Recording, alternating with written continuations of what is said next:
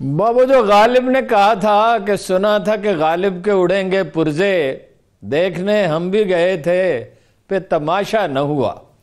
4-5 گھنٹے طبیعت آج خراب تھی، اس کے باوجود بڑے غور سے تقریریں سنی اور حاصل کلام کچھ بھی نہیں، یعنی نہ تو وہ تاریخ دے سکے مارچ کی، یعنی کم از کم یہ کہتے کہ فیبری میں کریں گے، اس پر بھی اتفاق رائے نہیں ہو سکا۔ جنوری کی راتیں تو کسی کو یہاں اسلام آباد میں کوئی بسر نہیں کر سکتا، لوگوں کو اندازہ ہی نہیں ہے۔ مارگلا پہ برف گرتی ہے پچھلے کئی برس سے، اور -3 تک ٹمپریچر جاتا ہے یہ جنوری میں۔ یہ فیبری میں کر سکتے ہیں، اس سے پہلے نہیں کر سکتے۔ مڈ فیبری میں جا کے موسم ٹھیک ہونا شروع ہوتا ہے، اور اگر جلسے میں 20,000 سے زیادہ آدمی نہیں آئے، یہ ہے اصل فگر، 20,000 سے زیادہ نہیں آئے۔ دیکھیے وہ ایک رپورٹر نے میکسیمم میں ہمیشہ جب آپ کسی پہ تنقید کر رہے ہو تو اس کو تھوڑی سی رعایت دینی چاہیے۔ 20,000 کا وعدہ مولانا نے کیا تھا مریم صاحبہ سے، تو انہیں بتایا گیا تھا ان کے خیر خواہوں نے کہ یہ وعدہ ضرور 20,000 کا کر رہے ہیں، مگر یہ لائیں گے تھوڑے آدمی، اور وہ لائے کافی آدمی ان کے نظر آ رہے تھے۔ باقی لاہور والے تو بالکل ہی نہیں نکلے، حد ہی ہو گئی۔ اور سینٹرل پنجاب سے بھی لوگ آئے اور بسوں میں بھر بھر کے، پیسے بھی اس سے زیادہ تو کبھی خرچ نہیں کیے ہوں گے۔ اچھا۔ اور گھر گھر گئے، وہ عمران خان تو گھر گھر نہیں گیا، دیکھیں اس کا 30 اکتوبر سے بار بار وہ موازنہ کر رہے تھے۔ وہ جلسہ کس نے کرایا تھا؟ کہہ رہے تھے جلسہ کس نے کرایا تھا؟ اس کے اوپر الزام وہ جلسہ اللہ نے کرایا تھا، لوگوں کے دلوں میں اس کی رغبت ڈال دی تھی، اور وہ لوگ آئے تھے، ایوری باڈی نوز، وہ لوگ آئے تھے جو جلسوں میں جاتے ہی نہیں ہیں۔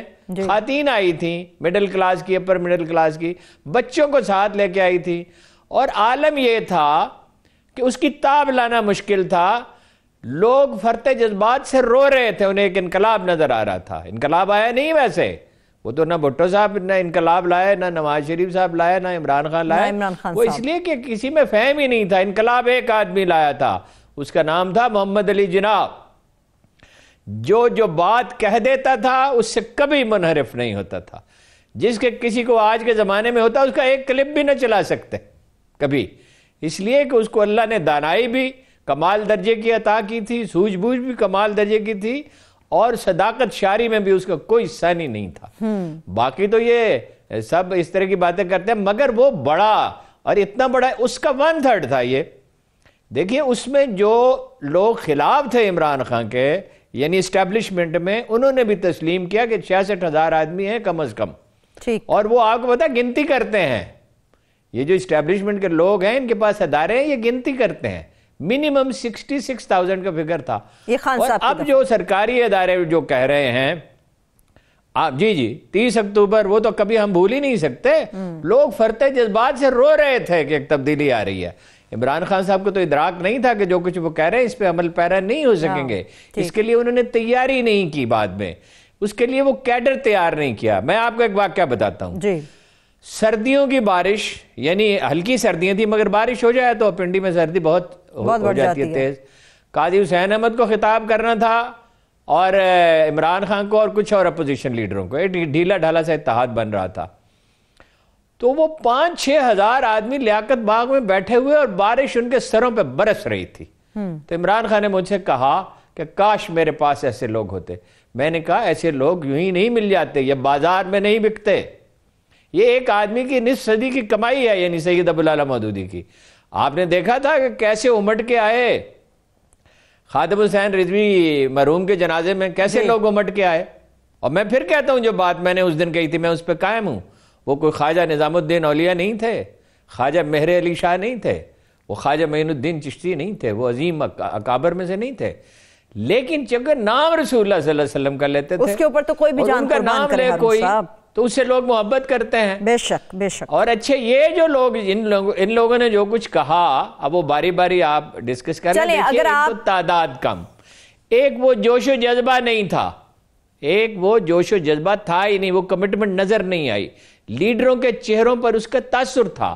پھر جو تقریریں کی گئیں، ہر ایک نے اپنے آباء و اجداد کو خراج تحسین پیش کیا اور اپنا اپنا نقطہ نظر پیش کیا۔ بھائی آپ ایجنڈے پہ بات کریں، آپ کیسے لوگ ہیں؟ آپ ایجنڈے میں بات چلے ہارون صاحب جس ایجنڈے پہ ہارون صاحب کر رہے تھے اپنے دیکھنے والوں کو وہ بھی بتا دیتے ہیں. لیکن جہاں تک اس تحریک کا مقصد ہے اس جلسے کا تھا, مریم صاحبہ گھر گھر گئی تھی, کونے کونے گئی تھی لاہور کے کہ اس جلسے کو کامیاب کیا جائے. جوش خطابت تو ایسا تھا ہارون صاحب کہ میرے پروڈیوسر صاحب آپ کو اگر محمود اچکزئی صاحب کا وہ چھوٹا سا کلپ ہے کہ ان کا جوش خطابت کیا تھا اور کیسا تھا, اس کا متن کیا تھا, اس کے اوپر واپس آ کے پھر میں آپ سے بات کرتی ہوں. جی پروڈیوسر صاحب. جب اس خطے پہ انگریز بہادر کی بادشاہی تھی, کوئی برا نہ مانے, ہم کسی کو تانا دینے نہیں آئے. ہم نے اپنی بساط کے مطابق سامراج کا مقابلہ کیا, لیکن ہمیں گلہ ہے تھوڑا سا ساتھ لاہوریوں نے بھی دیا انگریزوں کا. لاہور والوں میں معافی چاہتا ہوں, لاہور نے نیا آئین بننے نہیں دیا. پھر بنگال کی اکثریت کو کم کرنے کے لیے 1 یونٹ کا ڈرامہ رچایا گیا. نا بابا یہ چالاکیاں نہیں چلے گی. یہ کیا ہارون صاحب, اچکزئی صاحب کھڑے ہیں لاہور کے اندر, تانے بھی دی جا رہے ہیں, معافی بھی مانگے جا رہے ہیں, سیدھا سیدھا سامراج کا ساتھی.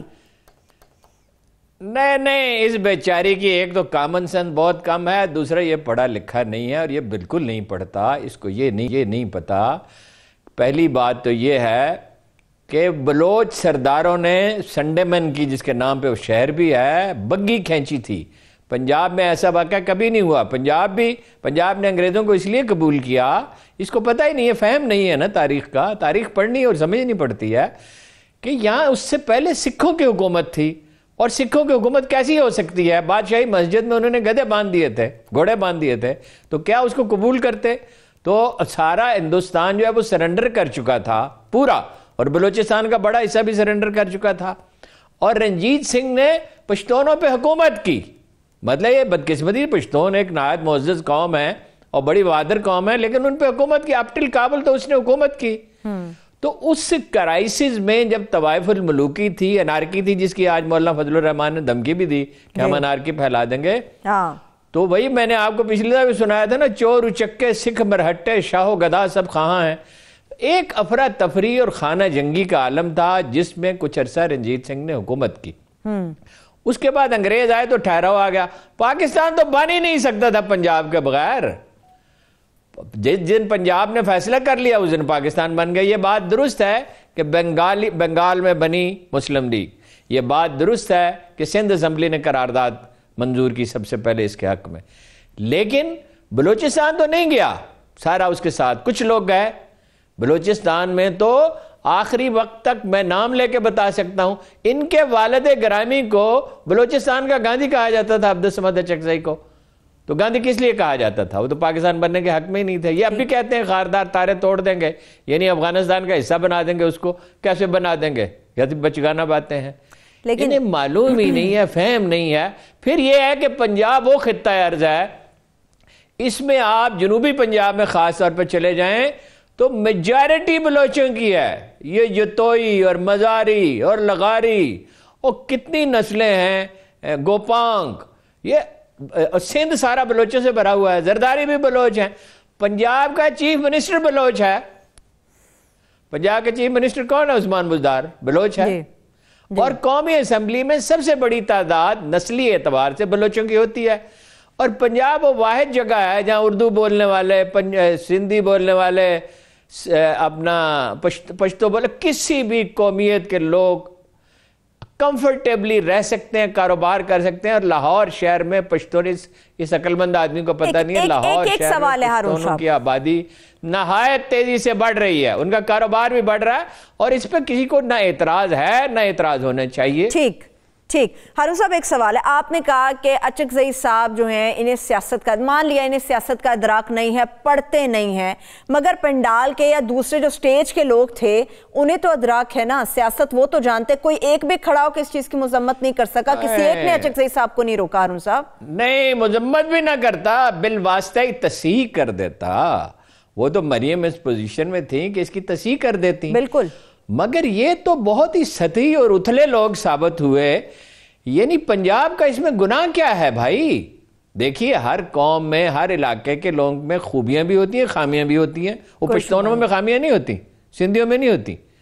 اور کریکٹر انڈیویجول کا ہوتا ہے, قوم کا نہیں ہوتا, شہر کا نہیں ہوتا. کسی لسانی گروہ کا نہیں ہوتا. ایک خاندان میں 5 آدمی ہوتے ہیں, 5 کا مزاج الگ ہے, کردار الگ ہے. تو وہ جناب رسالت مآب کے جو چچا تھے وہ کون تھے؟ ابو جہل, ابو لہب. تو کیا قریش جو تھے وہ خارجی اس طرح کے استدلال کیا کرتے تھے؟ وہ حضرت علی نے بھیجا جناب عبداللہ بن مسعود کو خارجیوں سے بات چیت کرنے کے لیے, تو انہوں نے کہا کہ یہ چھوڑو. عبداللہ بن مسعود حالانکہ نہایت ہی محترم ترین شخصیات میں سے ایک تھے, انہوں نے سمجھایا بجھایا. اور جناب علی کرم اللہ وجہ سے زیادہ معزز کون تھا اس وقت جس زمانے میں وہ تھے؟ نہ ان سے زیادہ کوئی صاحب علم تھا, نہ صاحب فقر تھا, اور نہ صاحب عدل تھا کوئی ان سے زیادہ, نہ صاحب علم تھا ویسا کوئی. تو وہ کہنے لگے, وہ ایک خارجی نے دوسرے سے کہا چھوڑو ان کو, قرآن میں لکھا ہے قریش جھگڑالو ہیں.